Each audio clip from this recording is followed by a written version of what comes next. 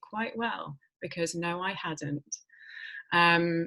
So I now have, and yes, I'm now going to give a short presentation regarding Flex's work on this topic and really why we're interested in it and why we've encouraged people to come here today. So as I say, I'm Emily Kenway, I'm the Senior Policy and Communications Advisor here. And if we move to the next slide, Leticia. So Flex regularly appears in the media, giving expert commentary on all sorts of stories. And we do this not because we think that the media is a force for purely making people aware of what's going on in the world, but because we understand that the media can be a force for making change happen. That's because it's the key way that we learn about anything that's going on, evidently, and the ways in which it talks about issues really shape everyone's thinking about them. So in this way, we think that journalists are change makers just like us, whether or not they see themselves in that way. And we want to know, how can we all use our shared concern about exploitation and the public's evident interest in it to bring about positive change? How is the media reporting currently on these issue areas? And what does this show us? I think a very crucial question in this regard is actually, who is it benefiting? To understand this better, in October 2018, I reviewed over 150 media articles from a six-month period using obvious search terms like modern slavery, human trafficking, people trafficking, and so on. And we created an internal database to understand how this topic was being reported on. We looked at things like who was being quoted, so the category of organisation. Was it primarily law enforcement, police, government? Or were there a variety of voices being heard, like migrant diaspora groups, trade unions, survivors, and so on? What sorts of reports were they? What sorts of angles were being taken? What was being brought into the story, or indeed left out? Our findings were really interesting and they were fairly expected, and it's part of the reason why we're here today. But before we get to them, I'm going to give a very brief bit of the theoretical backdrop for how we look at this. So if we can move to the next slide, please, Leticia. So why does communication matter for social change? Well, aside from the very obvious fact that if we don't communicate on something, no one hears about it, it matters because how we hear about something, the words, the images used, the choice of topics and angles, shapes our understanding of what that thing is, and therefore what's needed to tackle it or to improve it. This taps into framing theory. And I know there's going to be people on this who are abundantly familiar with framing theory, so bear with me for this nutshell explanation. Framing theory comes to us from cognitive linguistics, and it tells us that when we receive information from the outside world, like reading a media article, we're absorbing it based on the frames we already hold, and it's triggering or not triggering certain understandings. There's a couple of great quotes here for you that explain it a bit more.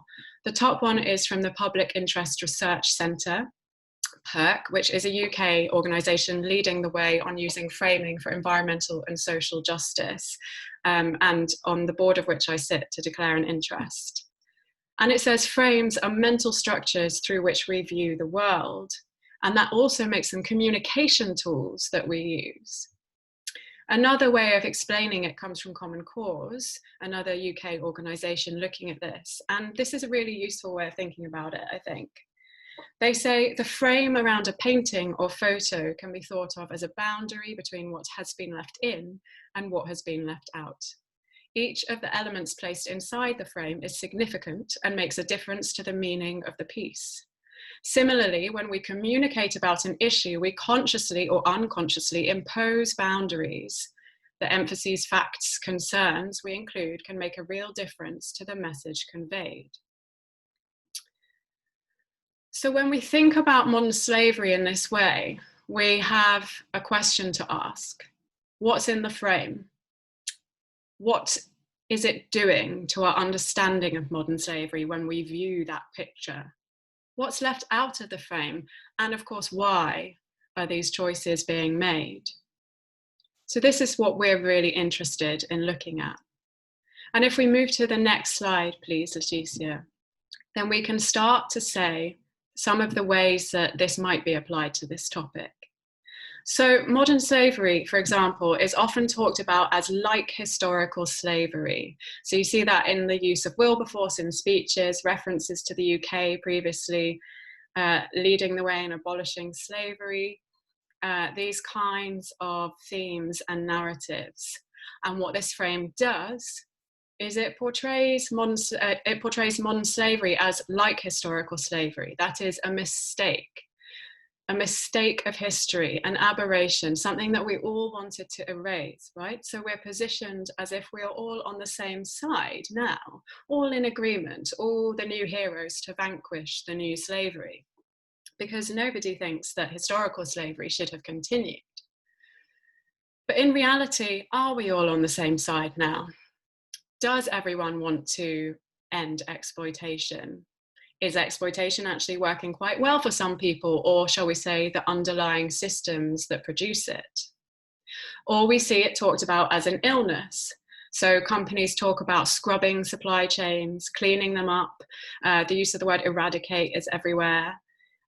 Doctors Raz and Gregoriou, who we'll hear from a bit later, have done really wonderful work on the modern slavery statements of companies, which is really worth looking up if you haven't read it. And what this frame does is it tells us that modern slavery is something which contaminates what is already there. So it's like a spot of ink dropped in a pool of perfect water. And we just need to isolate and remove that spot of ink, and then everything will be fine, because the water, there's no problem with the water. So in a similar way, it tells us that it's an aberration, it's an anomaly that we can remove. Or we see it reported on as a crime. So perpetrators, victims, law enforcement solving it, ramping up vigilance, raid and rescue, these kinds of themes coming out. It's not to say that it's not a crime, but to say, what does that frame do to our thinking about modern slavery? Well, it makes exploitation seem like something that's created and perpetrated by very clearly delineated, individualized baddies who are also frequently racialized as well, who are coming along and harming the social fabric, rather than it being something of the social fabric. So in this way, we can see some common themes around how modern slavery tends to be conceptualized and talked about as anomalies and aberrations, with these very clear actors. I talked briefly about the kind of criminal evil perpetrator thing, but we also have the innocent victim. And when I use that phrase, I don't mean anything negative, obviously, about survivors. The point is that it obscures the reality often of how people have ended up in exploitation. So where we have hard borders and someone needing to move countries is immediately criminalized, that doesn't fit very neatly into the paradigm of the innocent victim, because they have needed to break a law. We, the public, consumer citizens, whichever hat we're wearing, and indeed businesses too, and politicians, are pitched as the heroes, as the good witnesses who can spot the signs of modern slavery and protect our societies and our communities. If we move to the next slide, please, Leticia, we can ask what this does. This is obviously a very brief little slide, but it taps into values about security and authority, about maintaining social order.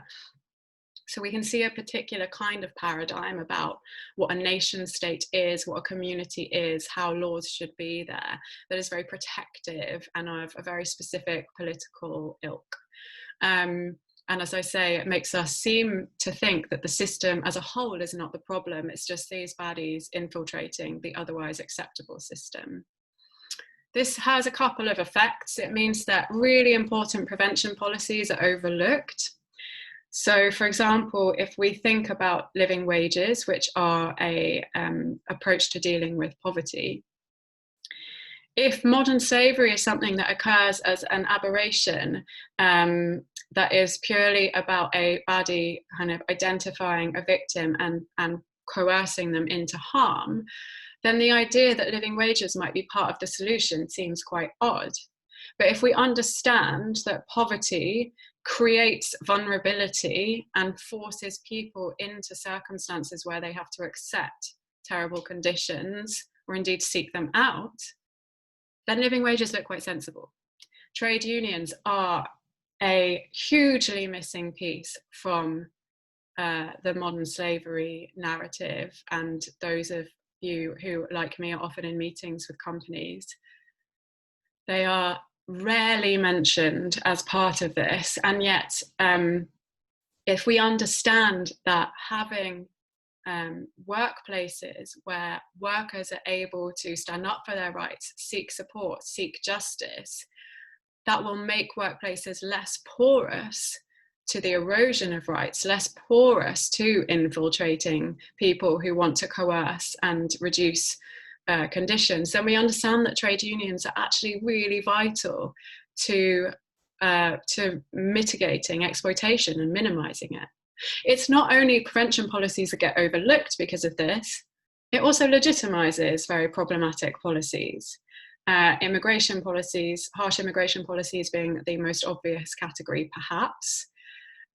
Probably the ultimate peddler of this is Donald Trump, who frequently refers to trafficking for sexual exploitation to legitimize his Mexican wall, and the frontline services, the people who actually understand what's going on with migration between those two countries, very much refute what he says about that.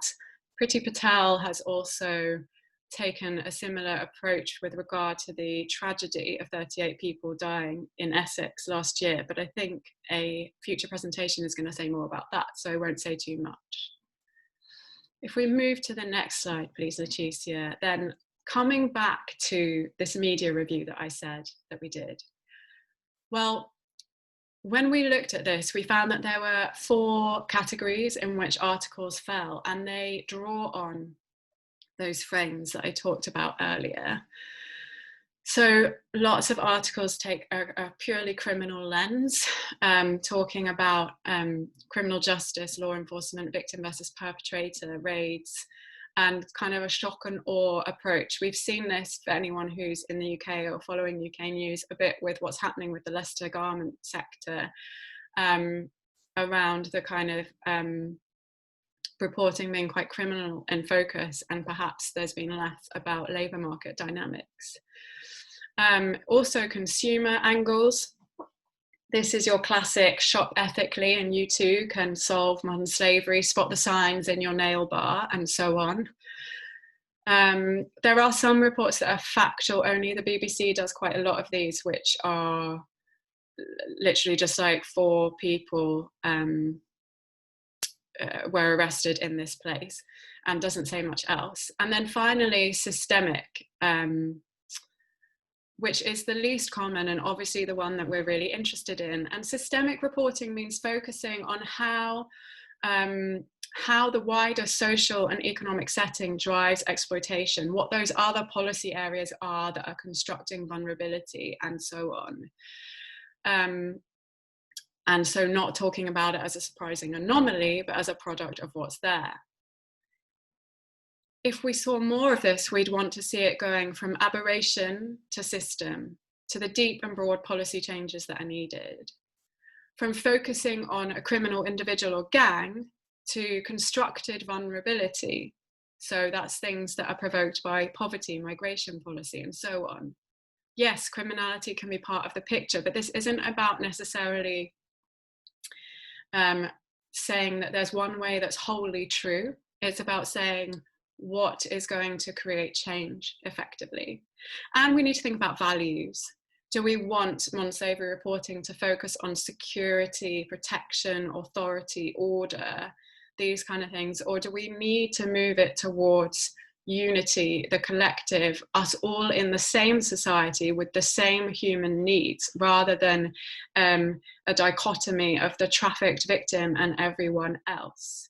All of us could be trafficked with the right circumstances apparent to us.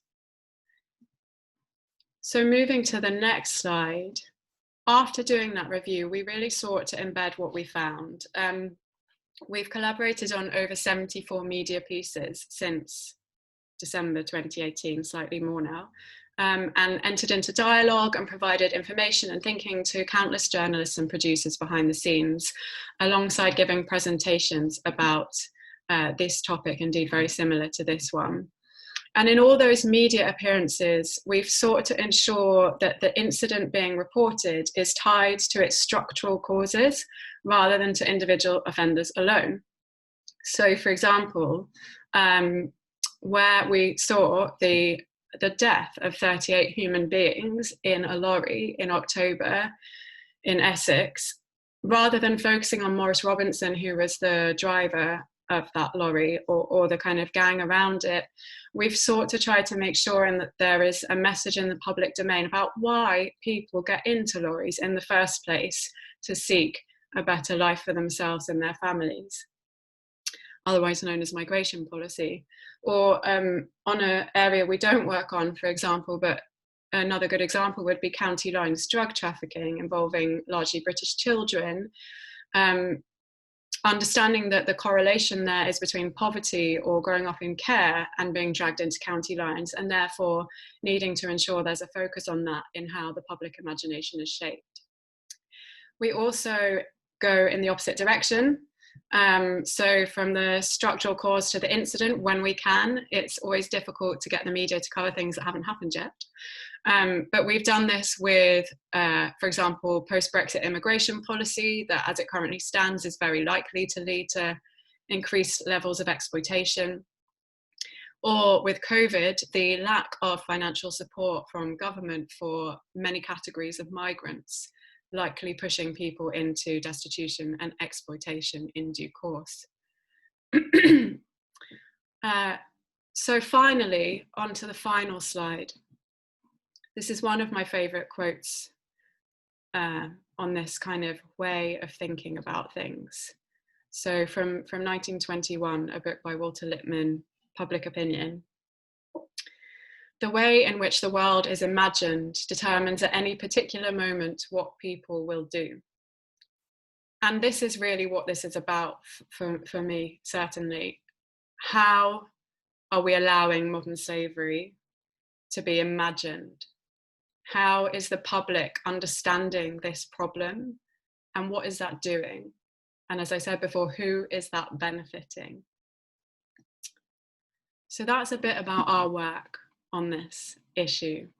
And I hope that was useful and interesting, but I'm sure that people are here to hear from our expert speakers. So without further ado, if we move, thank you, Leticia. We're going to hear from Kieran Guilbert, who, as I said, leads a global trafficking reporting team for the Thomson Reuters Foundation. And over to you, Kieran. Great, thanks, Emily. Pleasure to be here. I definitely recognise a lot of the names and faces in the lobby, and lovely to meet everybody else. So yeah, as Emily said, my name is Kieran Guilbert. I'm the Slavery and Trafficking Editor for the Thomson Reuters Foundation. Leticia, do you mind just changing to the next slide, please? Yeah, so just to tell you a little bit about the Thomson Reuters Foundation, because we're quite an unusual and unique organisation. So we're essentially the corporate foundation of Thomson Reuters, which is the world's biggest news and information provider. And as an independent charity, we kind of have three main goals. That's to advance media freedom, to foster more inclusive economies, and to promote human rights. We do this in myriad ways, but the main ways in which we do this is we have a team of in-house lawyers that provide pro bono assistance to NGOs and social enterprises around the world. We have a team of media trainers who provide training to journalists worldwide on a variety of different issues. We have our annual Trust Conference, which sees thought makers and change leaders gather every year to talk about the most pressing issues of the day and to commit to make change. That can be government officials, that can be company representatives, or even NGOs themselves. And last but certainly not least, we have a team of about 60 journalists worldwide focusing on several different issues, from LGBT+ rights to climate change to women's rights to land and property rights and modern slavery and human trafficking. Next slide, please, Leticia. And basically what we do on our editorial team, our mission really is to kind of raise awareness and inform society about underreported and overlooked issues using the Reuters principles of fair, accurate and impartial journalism.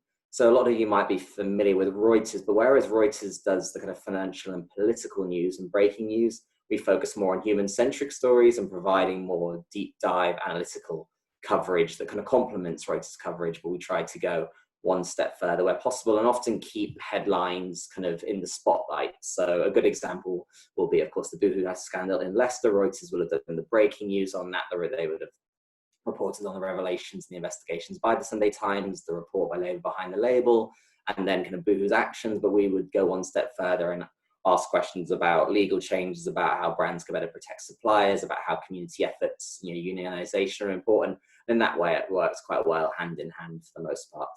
Next slide, please.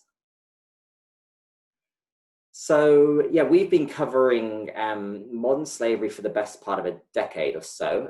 We are backed by philanthropic funding by an organisation called the Leiden Foundation. In 2015, they gave us a grant to hire 2 journalists in India full-time to cover the issue. And at that time, I was covering the topic in the UK. So I had myself as a dedicated UK reporter and 2 fantastic journalists in India covering India together. And then 2 years ago, we had a renewal of that grant, and we actually got the grant expanded to our great delight to have 9 journalists. So we now joke that we're the world's biggest news team covering modern slavery and human trafficking. I think we're the world's biggest news team because we have more than one, but we now have 9 journalists in Mexico, Brazil, India, Bangladesh, Ethiopia, Thailand, Cambodia, and then myself focused on the UK and a colleague on the US. We still have very much global coverage, but those are our target countries, so to speak.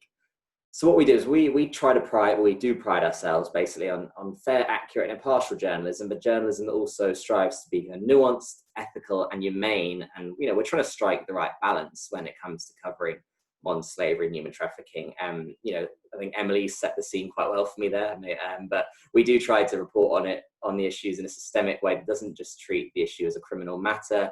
We try to draw trends rather than just report on isolated incidents that aren't reflective of the vulnerabilities of victims or potential victims, and that also reflect the drivers and the nature, not just of modern slavery now, but increasingly labour exploitation, and looking more down the continuum of exploitation, right on that a bit more. I think the challenge for us as journalists in stories, we're a news wire, so we are quite confined by length, meant to keep things short and sweet. So how do we do that in a way that kind of grabs the reader, draws them in, and gets the issue straight away, but while also being sensitive to the people at the heart of that story? The question we're always asking is, how do we report in a way that informs yet does not alienate either the reader, the stakeholder, or the subject of that story? And just to I think some of the pitfalls for the media, or the problematic constructions or conflations that I see. For example, victim or survivor, exploited worker or modern day slave, victim of child sexual exploitation or teenage sex slave, smuggling or trafficking. So these are kind of variations of language, or in some cases they're misleading or harmful conflations that I see across the media, and that we have undoubtedly published in the past ourselves at Thomson Reuters Foundation. But since I took on the role, since I've been covering the topic through discussions with people like Emily and organisations like Flex, we're just trying to, deepen our knowledge and our sensitivity to make sure that, if we are to use language that's problematic, misleading or harmful, that we don't do it again. It was interesting, Emily came to give this presentation to my team of 9 journalists last year, and it was really well received. But in one example, she had noticed that in one of our stories, we talked about traffickers luring their victims.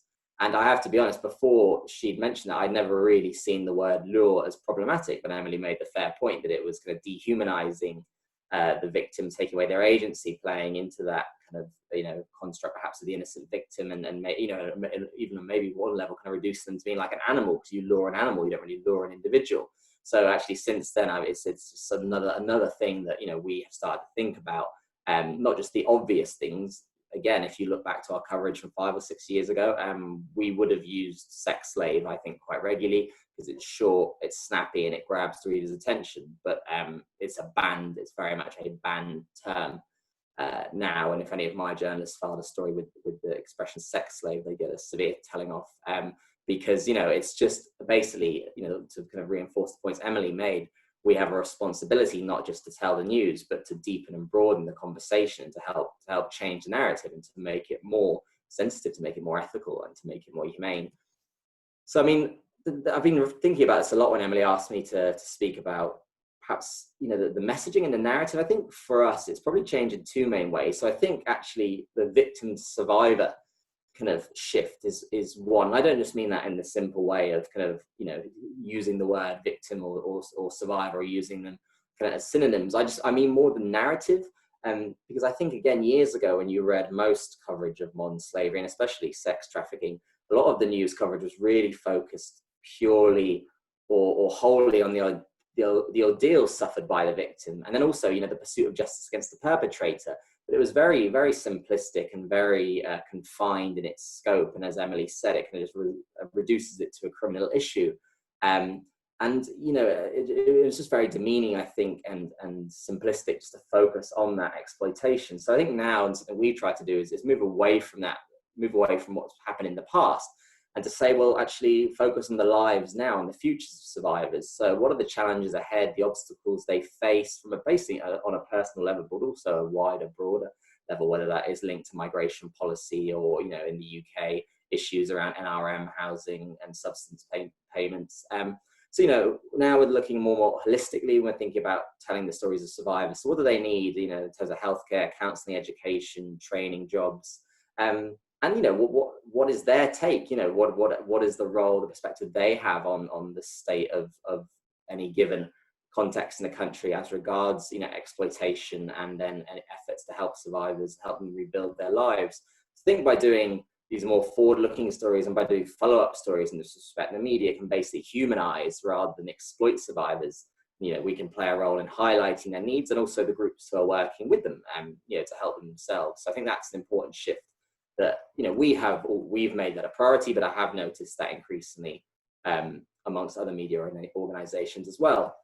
And the second point, this is something I know that Emily has spoken a lot about, is the kind of the continuum of labor exploitation. When I started this job in 2017, I noticed that most coverage of modern slavery was really on the most egregious forms of kind of forced labor and sex trafficking. You know, people who were denied any pay at all, kept without food or water, you know, had their movements restricted, which of course makes for great journalism because they're shocking and salacious stories. That are, you know, again, easy to tell in a simple way without doing much digging beyond that. But actually, you know, I don't need to tell this group of guests that, you know, those cases are really isolated, a very, very small percentage of cases of exploitation, human trafficking, modern slavery, and that it's misleading and reductive. So I think we have basically really strived to change that in recent years, to explore the whole continuum of labor exploitation and report stories on vulnerabilities of groups. And that can be sex workers, that can be migrant workers, that can be people with special needs, that can be, you know, all kinds of different groups of people that, you know, or even just increasingly now looking at people on 0-hour contracts. And I think 4 or 5 years ago, had I said to my bosses, you know, reporting on modern slavery, we should focus on issues like 0-hour contracts, I wouldn't have been taken seriously. So the conversation is definitely coming along. So while we will, of course, always still cover, you know, what I would say is like cases of full-blown, clear-cut modern slavery, we're much more interested now and also looking at the blurred lines and the slippery slope from kind of, you know, minor labor exploitation to more severe abuses, and the idea that if abuses go unchecked or vulnerabilities aren't addressed, then people very quickly find themselves in more severe positions of exploitation. And I think the more we do that and the more the media explores those grey areas and becomes more nuanced in their reporting, then it, as Emily said, it moves it away from being just criminal reporting to basically highlighting, you know, the systemic issue of the nature and how this is not just a criminal story. And, you know, I sometimes still do get frustrated that not just in media coverage, but, you know, especially when you speak to law enforcement on this issue, for the most part in most countries, it's still a very siloed approach where, you know, you're going to have law enforcement looking at it through one lens and other actors and other parts of government, whether it's women's ministry, children's ministry, looking at it in a quite independent, isolated way. So I think, you know, basically what our journalism is trying to do is join the dots as much as possible. So there's a famous old adage in journalism is show, don't tell. So I'm just going to give you a few examples now of some of our stories. I've just picked India because we've been covering India for about 5 years, and our reporters there are really experienced. I just want to quickly just talk you through a few stories just to kind of highlight some of the points I've just made. So Letitia, can you go to the next slide, please? So this story was an oh, sorry, the previous one. Yeah, that's the one, thanks. So this was an investigation we published last year. Our reporter Roli Srivastava was previously, before she joined us, an experienced health journalist in Indian media. And she'd reported on this about a decade ago, that what often happens in rural India is doctors from cities or towns will go to villages in India to carry out consultations with local villagers. And there's quite a worrying scam in that they will tell women, often young women in their 19, 20, 21, that they need a hysterectomy. So that a woman might go to the doctor with a stomach ache or a minor health ailment, and the doctor will tell her she needs a hysterectomy, which will come at the cost of, I won't get the rupee amount right, but the equivalent of $20,000, which, as you can imagine, to a family in rural India is a serious sum of money. So she mentioned this in passing, that she'd reported them 10 years ago, and she said she was going to look into it again just because she was curious on a personal level. What she found was that in about a quarter, she looked at 50 or 60. She spoke to 50 or 60 families, basically, who were in which the woman in the family, sometimes a woman in their 20s, sometimes maybe the head of the household in their 40s, 50s, had undergone a hysterectomy. But in about a quarter of those cases, that had driven the family into debt bondage, because loan sharks had wised up to this happening, and in cahoots with the doctors were basically then going and offering high interest loans to the family to be able to afford the hysterectomy. And this was driving a sizable number of families into debt bondage, with often the men in the family then going to work for the loan shark to pay off the loan. But as I'm sure you're familiar with debt bondage, when they're only really just paying off the interest, of becoming trapped by those debts. So that was a really good example, I thought, of, again, getting out of this modern slavery box and looking at it from a health issue, and seeing how a failure to crack down on a harmful practice from a medical perspective was allowing debt bondage to thrive in this case. And next slide, please, Letitia. And then I get a similar story, another health story, really, that so what happens in India's garment factories, by law, every factory is meant to have a trained nurse who handles a medical cabinet, or the medical supply, so that anyone who, and it's mainly young women in these garment factories, and we focus on Tamil Nadu and southern India, which is the main garment hub, so that if any of the garment workers are suffering any health problems, they can visit a trained medical professional, a nurse or doctor on site, tell them about their ailments and be prescribed appropriate medication. And what we found, based on interview about 100 workers across a dozen factories at least, was that in nearly all cases there was no trained medical professional in these factories, and that what happened was that women were working through their periods, because every month they would often complain of period pains, among other ailments, but that periods was the main issue. They weren't allowed a break from work to go to the bathroom. They couldn't afford to miss any time off during their periods, because they were being paid by the day, and actually they were being given kind of unmarked, often expired pills without medical advice. And that we found in about half of those cases, that of those 100 workers we spoke to, about half had suffered varying degrees of different health issues as a result. So, this wasn't a modern slavery story by any means, but it was a worker exploitation story, because, these factories were playing fast and loose with these women's health, to meet the demands from Western buyers. And actually, in response to our story, we're going to, the Indian government has pledged to start investigating factories. I'm just going to talk you through one more story. Letitia, next slide. Sorry, actually, one more. So I'm just going to skip, because I know I'm running out of time. And yeah, one more. Sorry, yeah, that's the one. So yeah, just to focus, that's the one.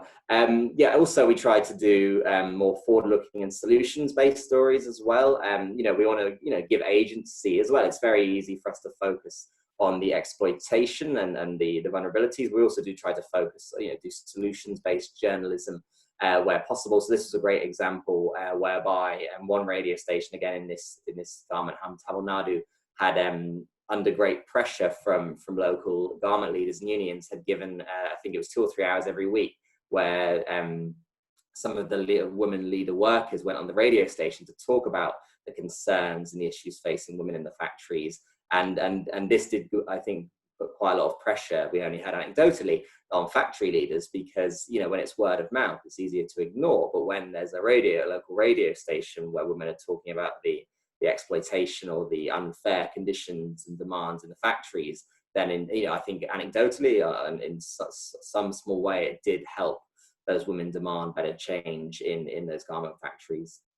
So I'll just wrap up by just saying, in terms of, for any of you who do work with the media, and I know Flex does a lot, and I'm very grateful for the relationship we have with Flex, but I would just say the three main points is, if you're trying to get a journalist onto a particular story, try to humanize the issue for us as much as possible, and whether that's case studies or personal anecdotes, whether that's survivors or people in situations of exploitation, who've left situations of exploitation, who are willing and ready to speak, of course, who are prepared to do so at an appropriate stage of their recovery. I would say, secondly, challenge us to be more sensitive and nuanced, call us out on the language we use and the framing we use and the way we approach the topic. As some of you in this Zoom room have done with me before, please keep doing so. And lastly, prompt us, provoke us to go beyond modern slavery. As Emily said, Flex has been doing, talk to journalists about the bigger picture, the root causes, the drivers and vulnerabilities, convince them to look down the spectrum and beyond just the criminal lens. That's all from me. Thanks very much. Thank you so much, Kieran. That was really informative and interesting, and I'm sure we're going to have a lot of questions when we get there. We're moving now to Sophie Otiende, who we are very privileged to have speaking today. She is, as I said, the first Kenyan recipient of the US Trafficking in Persons Hero Award. She's also an incredible feminist, poet, and anti-trafficking activist and survivor advocate too. So Sophie, I'll pass over to you whenever you're ready. Thank you so much, Emily. It's quite cold in Nairobi, so forgive me if my voice is not as clear as it normally is, but I'll try to speak up as loudly as I can. I don't do very well in cold weather. I was born for the sun. So I think I have my presentation. My slides are somewhere. Did I?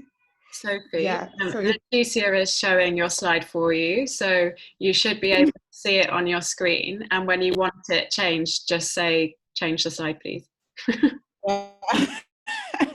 Okay, thank you so much. So you can go to the next slide.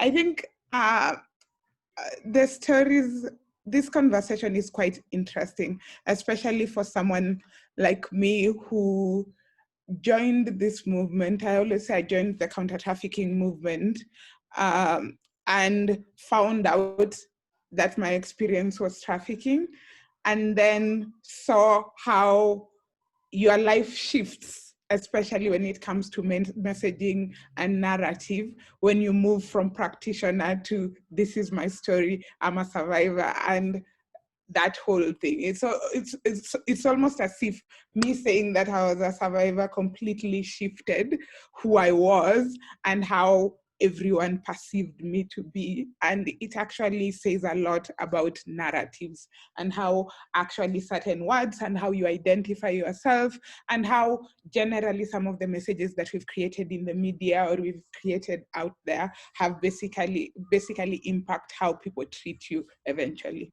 One of my favorite authors, Benokri, says, which is something that I love this quote every time I talk to media, is to people who are in media or storytellers in general. To poison a nation, poison its stories. Beware of storytellers who are not fully conscious of the importance of their gifts and who are irresponsible in the application of the art. And I like that he talks about stories and storytellers, because I think we live in a generation, we live in the information age, as everyone is saying, and the idea is that all of us right now, with social media and with everything, we've become storytellers, essentially. We are perpetuating a certain narrative constantly. As a feminist, language is extremely important, because as an intersectional feminist, I'm thinking about so many things, and the lens that I will use in this is definitely my lens as an intersectional feminist. So please any opinion. It's based on the narrative that I believe as an intersectional feminist I should have. So next slide. So what are some of the things that I've seen, and what are some of the things that you mentioned, Emily, basically leads to what I'm going to talk about. Some of the things that the conversations for me that have bothered me, especially dealing with survivors and dealing with communities, is definitely the framing of trafficking as organized crime. And essentially because we all know that not all forms of trafficking are organized crime.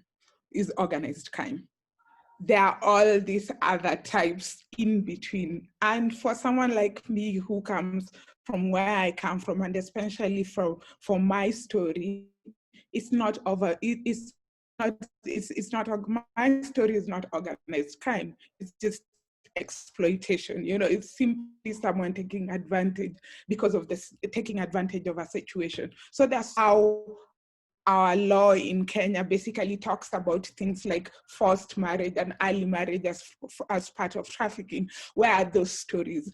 And basically half the time when I'm within this movement and the conversation around things like forced marriage and early marriage come up, there's a tendency to, again, quote unquote, put them as harmful cultural practices, and then not really investigate and think about, while saying that they are, what do we really need to do to actually deal with those harmful cultural practices. And I believe the framing of trafficking as organized crime has been one of the things that basically has allowed a huge number of people to be excluded in terms of thinking of how can we address this issue? How can we, as you're saying, create awareness? What policy do we need? Because essentially the policies that we need for something like early marriage and forced marriage are not the same policies we'll need for something like organized crime. So framing all trafficking as organized crime it's quite difficult to handle. And that has led to, essentially, when you think about when first I heard about trafficking, was a while back. When I first heard about trafficking, I couldn't even self-identify just because of the narrative that was in the media. Because essentially when I saw anything about trafficking in the media, it was about Southeast Asia. It was sex trafficking. It was organized. It was gangs. So that my story wasn't anything around that. It was difficult for me to even think that, my story was trafficking, just because of how constantly I was faced by this narrative of what trafficking was. I mean, I had been in development for several years before I joined the counter-trafficking movement, and I did not know that my story was trafficking. So it just shows you, and there are so many people excluded in that definition of trafficking as organized crime. And it also shows the investment, where we place our investment. So the fact that even when I look at most of the donors and most of the people, they're looking at investing in, police, in government response. Investing, and I'm not saying that those things are not important. I'm just saying that because one narrative has been pushed, then we are responding based on that. There's also, and this is something that also Emily said, the victim versus perpetrators. And if you've worked with survivors, you know that it's not as clear cut. There's so many gray areas in between, there's so many gray areas. Not to say that the crime itself, as you are saying, it's not, there's so many gray areas. It's not as black and white as this is a victim and this is a perpetrator.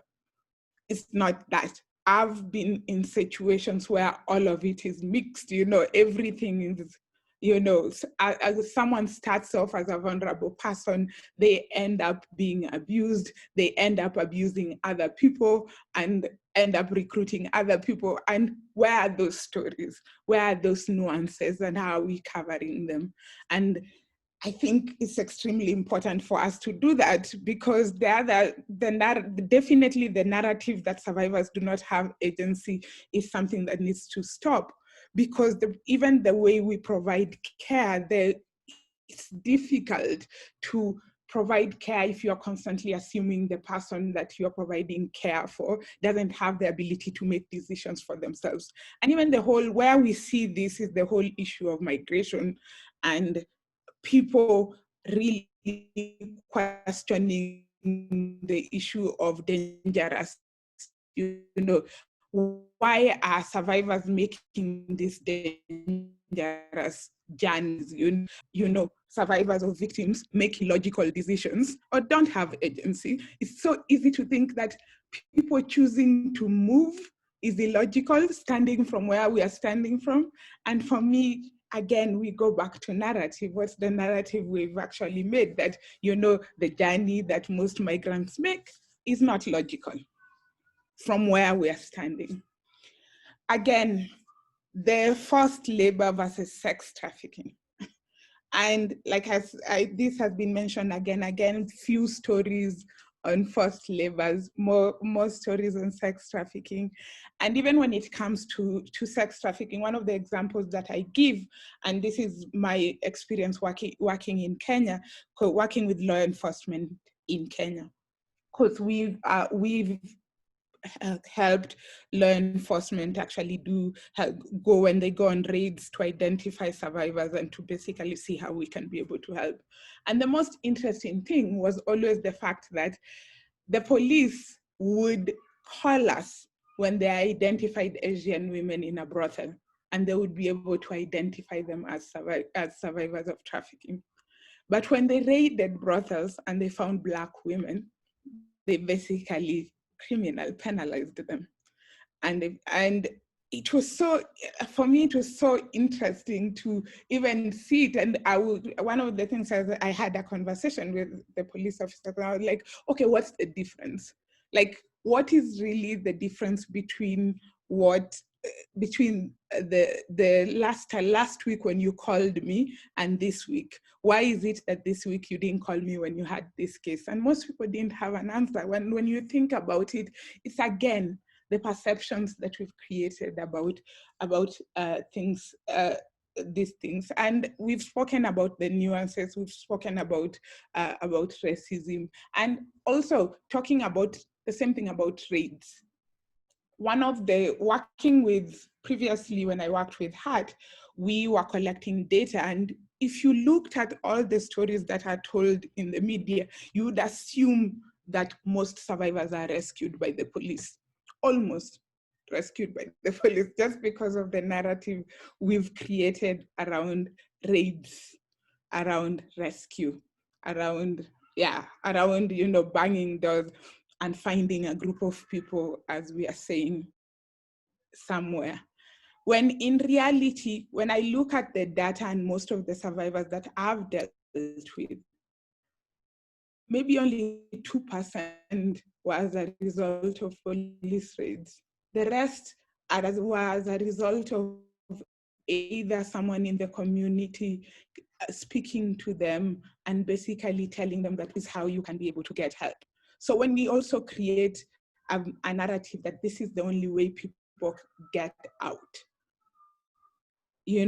and then invest more in the police as opposed to investing more in communities who are the ones who are actually living with, survivors, identifying them, and in many cases abusing them. It's a whole question again of how are we talking about this? The last thing I'll talk about is the severe complex, and this is something that for the industry that I am in, which is NGOs, it's just, I struggle a lot. I struggle a lot with this, because having a conversation with organizations about the severe complex and how they treat survivors in media, in their literature, in how they speak about them, is a constant struggle. And the foundation, there's no way we can talk about the severe conflicts and not talk about racism, and not talk about some of, talk about colonialism, talk about all these things, because at the end of the day, there's just a need, and especially with social media, there's a need of people taking images and taking pictures and being seen as heroes, being seen as saviors, being seen as doing something nice. And I really struggle with how activism is right now, and where we are basically doing basic things like taking care of people gets you awards or puts you in front of papers and in front of people. And I criticize that, because I also criticize I'm part of that system. We need to stop doing that, because it basically just perpetuates the same thing that we are trying to stop. Because if we're trying to tell people this is how we are supposed to be living, and then we highlight, oh my God, this is amazing, aren't we saying that it's difficult to actually do those things? So for me, what the stories that we are creating, and again, this has been going on for years, development as an industry for me. And I think I spoke in the morning at a different conference, and I was saying the idea that most of the time development workers and people in NGOs go into communities with the assumption that they're experts needs to stop, because that's where the problems start, is that anytime NGOs or anytime people in development actually get into communities, they always go into it assuming that they're experts. And that assumption is very, very problematic.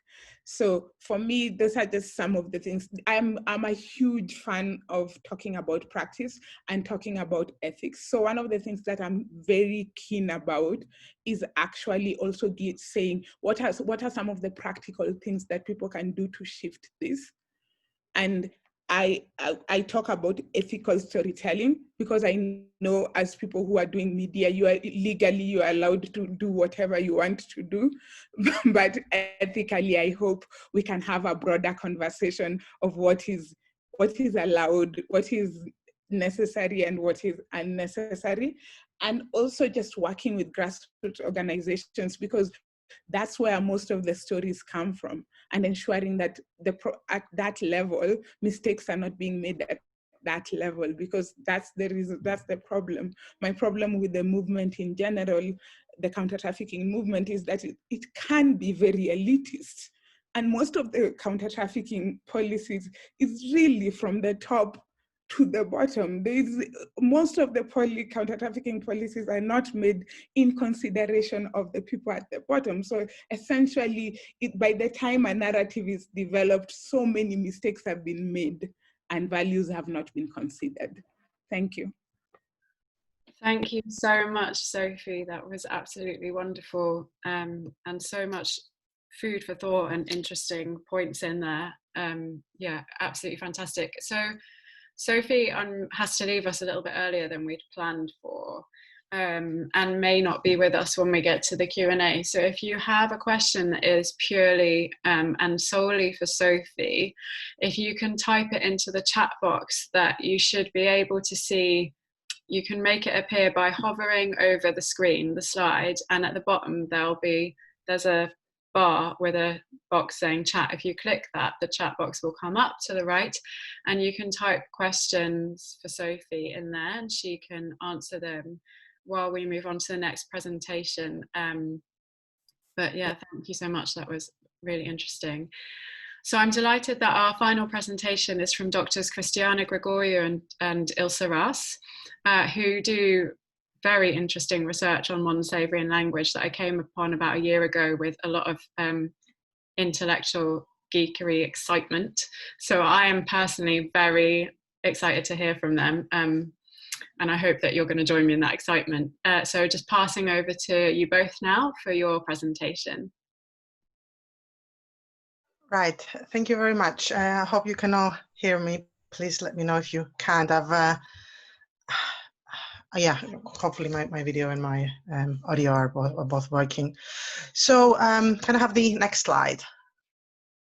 Right, so what Ilse and I would like to do today is talk about 3 pieces of research, the first 2 of which are actually complete. The first was funded by the PSCCS and dealt with representations of transnational human trafficking in present-day British media. The second dealt with metaphors in business modern slavery statements. And the last, which is currently in progress, looks into European news dailies' first response to the Essex lorry deaths of 2019. And we note some British, Greek, and Flemish press findings today. Next slide. So we'd like to start with a brief overview of our background literature review into human trafficking representations, which highlighted the necessity to look into themes surrounding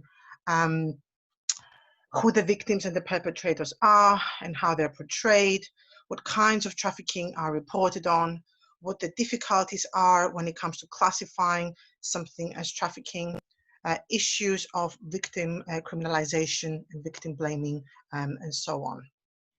And what we found from that literature review and what was confirmed by our own research is that only those who fulfill a very strict set of requirements are successfully identified as victims of contemporary anti-trafficking discourse. They must be female, young, exploited in the sex trade, and moved without consent. And this very high threshold means that many real victims are unrecognized and as a result do not receive the appropriate support. In fact, they're often criminalized as illegal migrants, therefore justifying strict border control policies. By focusing on a small group of victims and their suffering, this story also distracts from the structural factors that put people at risk of being trafficked. Next slide, please. So to study contemporary British media representations of trafficking, and we did that in 2017, we compiled a corpus of newspaper articles published from 2000 to coincide with the Palermo Protocol up until 2016, texts which we were to study quantitatively and qualitatively. And I'll pass you on to Ilse, who will tell you a little bit more about the data collection that she herself was in charge of. Yeah, so next slide, please. So we've got a lot of articles. We've got 80,000, and we collected them through LexisNexis using search terms like human trafficking, modern slavery, and all those kinds of, and also we had a mathematical way of figuring out additional search terms. I'll not go into detail of that because it's quite complex. But basically what this corpus reflects is what British newspapers published on the topic of human trafficking and related issues over that period. So that doesn't actually reflect what was actually read, and I think that's an important distinction to keep in mind as well, the difference between what is written and what is read. So this is really about what we saw written in these articles. Next slide, please. And this is a slide showing, a graph showing the number of articles published over this period per month actually. And what we saw is that the number of articles that were classified as relevant by our search, through our search terms, has steadily climbed, but we do also see some sizable fluctuations. And this graph reminds me of the study that was done by Farrow and Fahey in 2009, in which they showed that US reporting on trafficking has also massively increased over the period that they looked into, and they linked that to the reframing of this issue as one of crime and later national security rather than a human rights issue. So this made it more of an issue that newspapers wanted to report on and went on to report on. And you also see some very large spikes in this graph, and we've linked these spikes to generally to international events that have raised the public's awareness, or that were used by journalists to raise awareness about, in more ways than one, about migration-related matters, generally speaking. So you see, for instance, the 2015 migrant crisis, as it was termed. You also see very late on the Brexit referendum, because these are British newspapers, of course. You also see a spike around Rana Plaza. But generally speaking, we see that reporting increases around events that can be linked to migration-related matters, which is something that we decided to look into further through our qualitative analysis in particular. If we can have this text, the next slide, please. So one of the things we found through our analysis was that transnational human trafficking and smuggling tend to be conflated. This is something that Kieran touched on earlier as well. And not only are they conflated with each other, but they also tend to be conflated with immigration and asylum seeking. And this can lead to non-ideal victims being termed irregular migrants. Both perpetrators and victims are portrayed as numerous, illegal and non-British, tying in with findings from a multitude of studies that have shown a tendency to portray migrants as swarms or floods. So trafficking is represented as an imported problem and an urgent problem. Ideal victims are generally those moved for sexual exploitation. Victims of forced begging and domestic servitude are not recognized as victims. Ideal victims we found are young, vulnerable, coerced, lacking agency. They're silent, they're silenced, they're unrelatable, and they're offered merely for reflection upon these misdeeds. And just to note here that we analyzed some of the visual images that accompanied these texts. On the other hand, perpetrators of the human trafficking problem vary. They're not focused on, they're not identified, so there's no exploration of underlying factors. That said, the hard-won inclusion of Section 54 of the UK's Modern Slavery Act suggests that some focus is slightly starting to move toward an exploration of these underlying factors. So let's look at the corporate statements published in accordance with Section 54. Yeah, and then we've got indeed the slide that we wanted. By the way, when we use victims here, we use it also because that's the term used by newspapers. We do very much acknowledge that victims can be very much also a problematic term to be using, and that in some cases, quite a lot of cases, survivor might be preferred, but victim is very much a term that continues to be used by newspapers. But let's talk about these metaphors in corporate modern slavery statements. So for those of you who are not familiar with it, if you're not from a British background, just very quickly, that Section 54 of the UK's Modern Slavery Act stipulates that businesses, UK businesses with a turnover greater than £36 million on an annual basis must publish a statement proving that they have ensured that, I quote here from the Act itself, slavery and human trafficking is not taking place in any of their supply chains and in any part of their own business. And for context, I should also mention that I've also worked with Dr. Henrik Voss and some others at Leeds University Business School to look into whether the statements that have been put out by retailers in the textile industry are actually compliant with this Act, and generally speaking, they are not. There are some statements that go beyond compliant, but very, very many also just fall short of just the 6 stipulations that are in this Act. But so Christiana and I have decided to examine the metaphors used in these statements as well, because metaphors, from linguistic theory, metaphors very much indicate how people understand a complex issue. Issues that are very complex, you have to understand them in perhaps terms that are closer to your own experience for a lot of people. So the metaphors for us show very much how they understand these and related issues.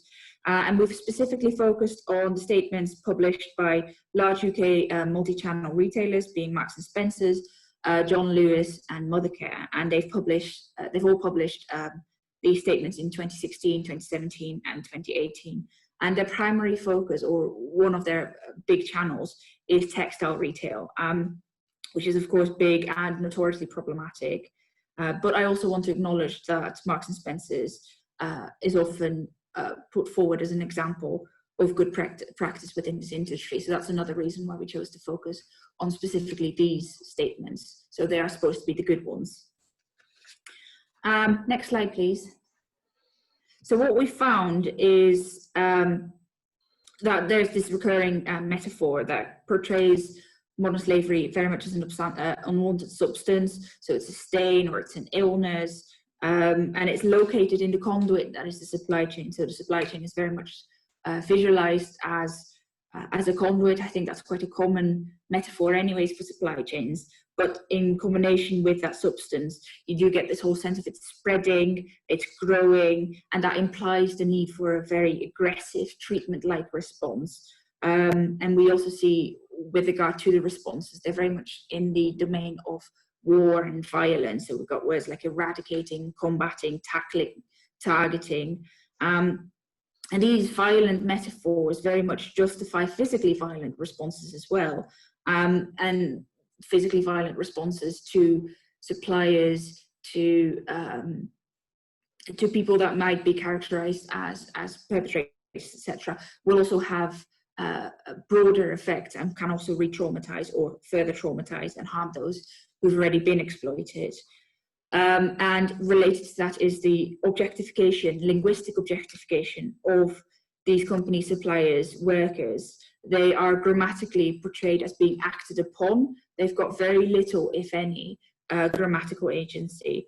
And the danger of that, of seeing workers as just being sort of objects in that conduit, that is the supply chain, that is the problematic, tainted part of the supply chain, is that a less scrupulous company that uses that language may then decide to just simply excise that entire part of the supply chain, rather than just improve conditions, because of course excising that supply chain is probably easier. So again, that's got very far-reaching consequences, or can have very far-reaching consequences, to keep using those metaphors. And I do want to also note that these statements in particular, and they are exceptions within the bigger corpus of modern slavery statements, they do sometimes explicitly include text or bits, text boxes, in which they do give these workers a voice. They do also let suppliers give their point of view, but it's very much presented multimodally as separate from the main text. So these voices are not included as an integral part of the mainstream discourses. There's more. It's just, okay, this is the story that we're telling. Also, by the way, this has been said too, and it's very easy and very much portrayed as being ignorable, which is problematic. And of course, you know, the companies are legal people. It's a common, it's ingrained, it's a legal metaphor. Companies are legal people, but it's still problematic. It very much, I mean, this is why it originally became a legal thing anyways. It dilutes some of the responsibility of these companies. So there's no individual that's held responsible for corporate actions. It's very hard to trace that back to a specific person. Individuals have only got limited responsibility. So by personifying these companies, which is very usual but still problematic, this responsibility for acting responsibly is very much diluted. But it must be noted that even though there's very much room for improvement on how these companies in particular as well write about these issues, we also recognise that these companies have been doing some really good things too. But these are the companies, these are the statements that are used as examples of good practice, and we're finding issues with them. So that doesn't bode well for statements made by other companies, especially the statements that aren't compliant either. But then after this, we wanted to figure out if this story is any different in different countries, because we've up to now very much focused on the British context. So we wanted to see what is the international, or at least the European context of this story. How is it told in different countries? Next slide, please.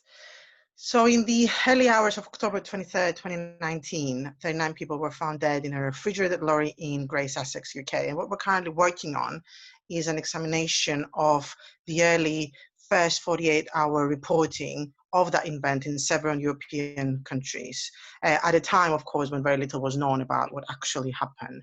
And what we wanted to essentially uncover was the newspaper's go-to narrative with which to frame, interpret, and communicate what it was that actually happened. Next slide. So what I'm going to do very, very briefly is give you just a taster of some of the things that we found by mentioning some of our findings to do with the British, the Greek, and Flemish press, even though we are going to also be including Dutch, Serbian, and Croatian articles when it comes to completing this piece of research. So starting with the column on the left, very, very briefly, newspapers' tendency to refer to the otherwise unknown deceased as migrants highlights this particular aspect of these people's identity, of course, and suggests that this is an issue of national border security. Had these people not died and had they been exploited, which is more likely what would have happened, they would have ceased being irregular migrants and they would have, of course, become human trafficking victims.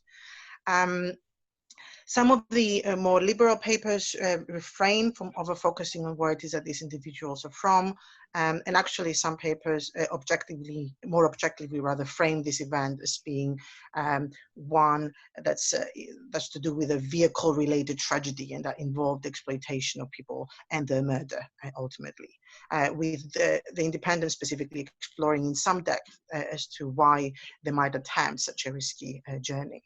Predictably, the tabloids sensationalized the events. They over-focused on what might have happened inside the lorry. They assume that the refrigeration was switched on, and there's loads and loads of references as to what is likely to have been like for these people to have frozen to death. Irrelevant, of course, as this actually proved later. Later, it transpired that they more likely suffocated and overheated, in actual fact, rather than froze. We get lots of nominalizations in the form of words like tragedy, disaster, and deaths, which relativize the agency and the focus on the process and the outcome rather than the perpetrator. And we also get lots of references such as to these being supposedly stowaways. People who therefore contributed to their own victimization. There's similarly references to them as having sneaked inside the container, them being as a group of people that criminals provide services to, and so on. Again, very briefly, some of the things that we found in the Greek press, there was some sort of confusion when it comes to translating some of the news that were coming out of the British press at the time. Trafficking was translated into movement, for example, which doesn't quite capture the exploitation of these people. The driver was actually arrested on submission of murder, I believe, but there were references to him having been arrested on suspicion of murder, but also of manslaughter elsewhere, which again suggests that possibly what happened was accidental, essentially. And I found a very interesting reference also to these individuals as being Chinese. Of course, they turn out to be Vietnamese, but the whole of the European press seems to have been focused on the likelihood of them being Chinese. I found a very discourteous reference to them as being Chinese with sort of lowercase initial, as you can see on the slide. So we have a lowercase c for Chinese as opposed to a capital letter, which again, you might want to interpret as you see fit. And I'll very briefly pass you on to Ilse, who can tell you a bit about the Flemish papers. Oh. Ilse, you're muted. Yes. Apologies. Yeah, so I've been looking at Flemish newspapers, and with that I mean Dutch language Belgian newspapers. Recently started with that. And what we see is that for most newspapers, they tend to very much focus on that. They tend to have that kind of the business-like, this is an incident that happened frame that you also identified, Emily. So it's very bare bones reporting. It's like these people have been found dead, and the driver has been arrested on suspicion of murder, and that's what all newspapers report. He's been arrested on suspicion of murder. They also don't outright, most newspapers, most Flemish newspapers don't outright call these people migrants, but they do imply that through making the links with this case from a few years back where 58 Chinese migrants died in the back of a lorry. And that's called mensen smuggle, or people smuggling. So through the inclusion of that previous case, they're implying that these people also will have been migrants and that this will have been a case of people smuggling. One particular newspaper that stood out to me was the Morgen, because that went much further much more intense in the framing, and it was much more emotive. It leans very heavily on the often speculative information that they've taken from British tabloids. And then in that way, they also very much perpetuate that problematic British narrative. And it includes quotes by the Belgian Home Secretary, and these are verbatim quotes. And the Belgian Home Secretary describes these people as inklimmers, people who've climbed into the back of this lorry. So he puts the responsibility for the deaths with these people rather than the broader system, and he's very much blaming the victim in this case. And then the Morgen are also running this extensive article on how the driver could not have known, how he was unaware, and how he's a good man and friends and family don't know what's going on. So that's a thing that's happening. So in short, for what I'm saying, I'm so sorry, I'm going to have to ask you guys to wrap up in a minute, just so we can get some questions in. Thank you. Okay, yeah, absolutely. So basically, in very short, in Flemish newspapers, we also very much see an absence of the interrogation of the structural issues that underlie this issue. And I'm leaving it for Christiana to wrap up on the last slide. Yeah, I mean, the last slide just lists our sources in case anyone is interested in following any of these up. Thank you so much. And because this is being recorded, if you didn't catch those references, you'll be able to find it in due course on our website. We'll tweet it out as well if you follow us on Twitter. So you'll be able to have a look at that slide and the links. And Bobby from GatW has also, thanks Leticia, Bobby from GatW has really helpfully linked to that really interesting article about corporate non-savoury statements, which is really worth reading if you haven't, in the chat box. So we've got a handful of minutes for questions now. If you would like to ask something, you can type it into the chat box and I can read it out, or you can raise your hand, which I believe your screens are different to mine because I'm hosting it. But I think if you have your chat box open, you should be able to, or the participant tab open, you should be able to click to raise your hand in the bottom right of your participant tab. I have no idea if that's true. I hope that's true. So if anyone would like to ask a question, please raise your hand or type into the chat box. And I will get us started while people find their hands. Oh, here we go. Oh, I don't need to get us started. We've got loads. Okay. So Amelia would like to ask, and I think this is probably, yeah, this is to Drs. Raz and Gregoriou, though I suppose, Kieran, you might have some thoughts on this. In relation to the Vietnamese deaths, was there an example of best practice that you found? Drs. Gregoriou and Raz. Well, seeing as we're focusing on the first 48 hours, it's quite hard to identify best practice from that very short time frame, when we see very much still a reliance on that very old stereotypical narrative. But I think the extensive reporting by especially the Independent, where they are examining, okay, these are these systematic issues that drive people to figure out a way to find a better life for themselves, and why people make this perilous journey.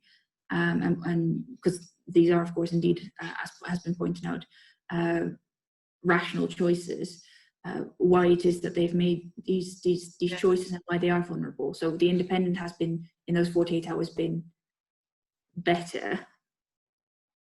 Yeah. Thank you very much. I've got a question here that I think is probably a question that's in loads of people's minds, and I'm going to come to you on it, Kieran. And What are the panelists' view on the term modern slavery? The person asking it recognises that it's not a global term. Some countries are still saying trafficking, others are using exploitation. But what do we think about the term itself? $1 million question. I always struggle with that one, because when I started covering this topic, we, most of the media, including ourselves, were still covering, like I said before, what you would kind of, or more clear-cut issues of modern slavery. But I think as we've gone down, the continuing exploitation talks more about labor abuses and exploitation, but not necessarily forced labor or debt bondage. It's something I really struggle with, I've often wondered what would be an alternative term. And I think, in countries like India, which, where you wouldn't see the term modern slavery, we have to be extra careful and sensitive. So we do take it on a country by country basis with the terminology we use as appropriate to a local context and a local audience. But no, if anyone has any suggestions for a better one-size-fits-all term, then I'm all ears.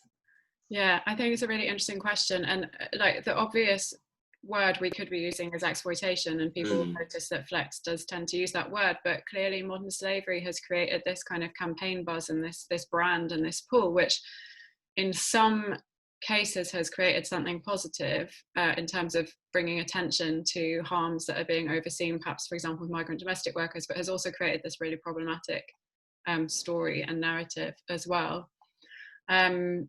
Someone would like to know if Drs. Raz and Gregoriou, if you're going to compare Vietnamese media as well, which is a really interesting question to think about. Yeah, we weren't planning to, if I'm honest, but I am aware of someone who's actually doing that kind of work. I don't know if Ilse would be able to jump in here with a reference, but there was an academic, a colleague who was planning to do that kind of work. So what we're interested to do is compare the findings that we get from European dailies versus Vietnamese or even Chinese press, because the initial assumption was that these victims were Chinese. So how did the Chinese press respond to that? Really interesting, yeah. And we've got, obviously we're at time. This has gone immensely quickly, and I apologise for questions that aren't going to get asked, but there's one question here that was on my mind as well, and I think is really important for this event. We all basically seem to be saying a similar thing, right? And seeing similar problems and saying similar changes are needed. And somebody here asks, what are the best ways to help journalists, the media, persuade their editors to broaden views of what's news? And we could add to that, like, what do we need to do to get it reported on in a more useful way? Kieran, I don't know if you have any thoughts on that.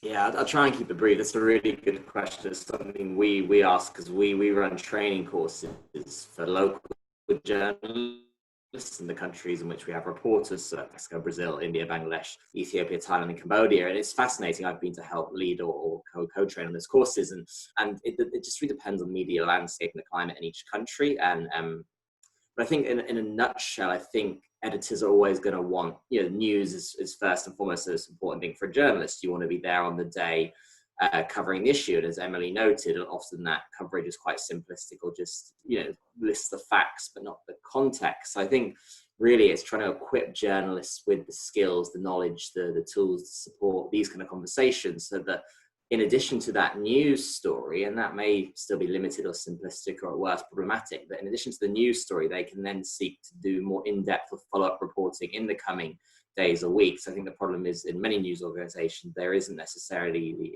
appetite or scope for those deeper dive pieces, and journalists are, often under horrendous pressure just to get kind of daily news stories out. Something we try to encourage in the target countries where we work is to get journalists pitching and thinking about how to tackle these issues more holistically and do the deep dive pieces, not just the reactive stories. That's really interesting. Thank you. And I think, if only so many media outlets were the same. We've got a lot of interesting comments coming in. So just to wrap up, I say that there's clearly an appetite from many of the people here to think about this further and to operationalize it, implement it, make it a reality. And that's really heartening and exciting. And I know that Flex is far from the only organization that thinks about this. And thank you to Freedom United earlier for posting about your workshops in the autumn. You know, there's questions about how we can make writing about modern slavery and these topics more accessible, says Samantha Ruddick, rather than just more correct, and questions about how we can draw towards the systemic better. So lots of thinking to do and practical tools to create, really. So to finish, clearly Flex wants to carry on working on this topic, and we hope to be useful in shifting the modern slavery story. Sophie's quote from Ben Okri, that to poison a nation, poison its stories, is perhaps a really powerful way of thinking about this topic and what we're allowing to be told about modern slavery, and whether that is really to the benefit of a better future for us all. Thank you so much for joining us today, and apologies for running over by 3 minutes. And thank you to Wi-Fi for continuing to work. And I'm sure I'll see lots of you very soon. Thank you very much.